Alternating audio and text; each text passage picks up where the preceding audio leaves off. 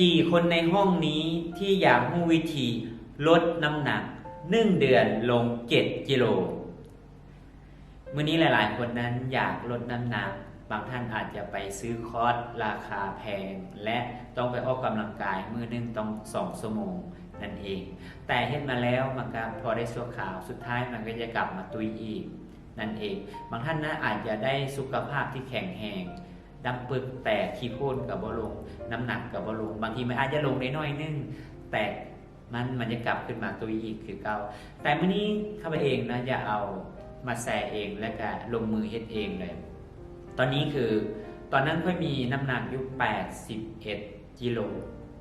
81 กิโลแล้วจะเป็นคนที่ตุ้ยดำขี้โพ้นก็ใหญ่ๆนะไปประเทศเกาหลีนั้นขี้โพ้นจะตุ้มไปเลยไปหลายประเทศมานั้นขี้โพ้นใหญ่ๆนะใหญ่ๆแล้วข้อสำคัญนะการที่เราตุ้ยขึ้นมาแล้วมันนึ่งมามันจะมักให้วินหัวสองมามันจะมักให้เมื่อยง่ายและเฮ็ดอย่างก็บ่ค่อยมั่นใจตัวเองนั่นเองและสาเหตุนี้คือเฮ็ดให้มีแรงบันดาลใจที่อยากให้ลดน้ำหนักคือได้ไปเรียนรู้เกี่ยวกับเรื่องบำบัดสุขภาพการที่เราตุ้ยหลายนั้นมันเฮ็ดให้นึกมาเฮ็ดให้หน้าตาเราแก้ไวแล้วก็สุขภาพมันก็จะบ่ค่อยแข็งแรงแล้วก็บั้นปลายชีวิตนั้นจะมีหลายโรคที่จะตามมาหาเรานั่นเองโดยเฮ็ดให้แรงบันดาลใจที่อยากลดแต่ซ่อมหาวิธีลดนะการหลายวิธีแต่มื้อนี้โดยที่ไปรู้จักวิธีบำบัดโดยที่เราอยู่เงินซื่อๆเราสามารถจ่ายได้โดยที่เราบ่ต้องไปเสียค่าคอร์สแพงๆโดยที่เราบ่ต้องไปออกกำลังกายมื้อละ2 ชั่วโมงนั่นเองเนาะบางท่านนั้นอาจจะไปออกกำลังกายมื้อนึง2 ชั่วโมงโดยที่เราตุ้ยอยู่แล้วเวลาไปออกกำลังกายนั้นมันก็จะเฮ็ดให้ปวดแขนปวดขาบางท่านอาจจะไปท่อก่อน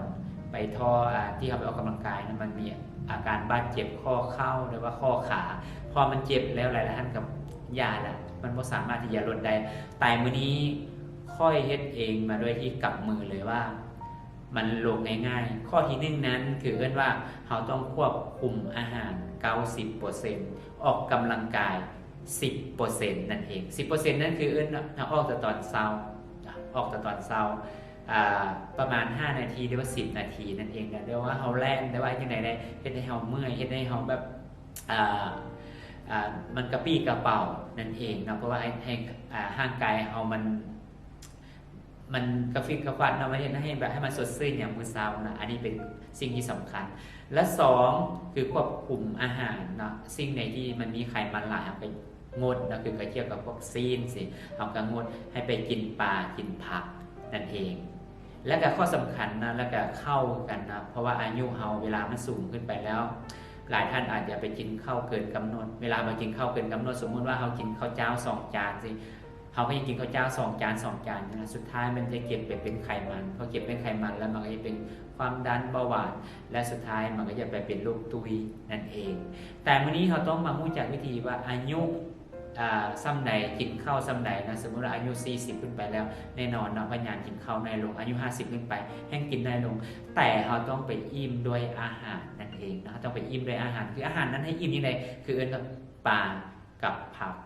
นั่นเองนะคือเราต้องหลีกเกี่ยวกับเรื่องซีนเพราะว่าเวลาเรากินซีนลงไปนั้น3 มื้อมันจึงจะย่อยเพราะ3 มื้อจึงจะย่อยนะมันก็จะเจ็บไปเป็นไขมันพอมันเจ็บไปเป็นไขมันแล้วแน่นอนเนาะหลายๆท่านมันก็จะมีไขมันสะสมน้ำหนักจะเพิ่มขึ้นและหลายคนก็อาจจะเป็นความดันหลายคนอาจจะมีไขมันในเส้นเลือดต้องบางท่านอาจจะเป็นความดันนะต้องกินยาตลอดชีวิตบางท่านอาจจะเป็นเบาหวานนะต้องกินยาตลอดชีวิตแต่มื้อนี้สุขภาพเราสามารถที่จะเลือกได้โดยที่เราบ่ต้องไปกินยาประจำและเราสามารถปฏิบัติได้แต่มื้อนี้ข้าพเจ้าอยาก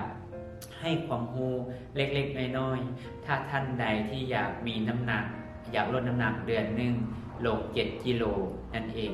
การที่มันลงครั้งแรกนั้นบ่ต้องไปตกใจนะบ่ต้องไปตกใจเพราะว่าเป็นอย่างมันเอิ้นว่าปล่อยให้มันลงก่อนแล้วเอาไปบำรุงเอาคือค่อยเองตอนนั้นพอมันลงมาแล้วนะแกนมันก็จะโวบในนึงหน้าตานี่มันก็พวกนี้มันก็จะแวบในนึงนั่นเองและตอนนี้คือก็จะมีเซซามินเซซามินนี้มันว่ามันจะมีคอลลาเจนตัวนี้มันจะไปเสริมในเฮาบ่มีหอยติดกาแล้วก็ข้อสำคัญที่สุดนั้นมันก็จะไปเสริมแคลเซียมให้กระดูกแล้วก็ไปลดไขมัน แล้วก็ท่านใดที่มีปัญหาเกี่ยวกับโรคกระเพาะนะการลองซื้อไปกินดูมั่งตัวนี้ก็สามารถที่คือตัวที่สองคือน้ำดำผักอีฮุมเขาเนาะเพราะว่าเป็นอย่างคือต้องได้กินเพราะว่าเวลาเขาลดน้ำหนักแล้วมันก็บางท่านอาจจะเมื่อยนะเมื่อยแต่ตัวนี้มันจะเป็นฟอกเลือดให้พอมันฟอกเลือดมันจะให้เขาสุขภาพแข็งแรงขึ้นพอสุขภาพแข็งแรงแล้วมันก็จะให้เขาแบบมีน้ำมีนวลแล้วก็กาเขาก็จะเริ่มหายไปนะพวกรอยตีนกาและข้อสำคัญที่สุดนะมันจะให้หน้าเขาเด็กลงแล้วก็มันจะมีคอลลาเจนและให้ผิวพรรณใสขึ้นนั่นเองสุขภาพดีบ่มีขายถ้าท่านอยากได้ต้องเบิ่งแยงเอาเองจันทร์สิมวงศ์ใสฮักทุกคน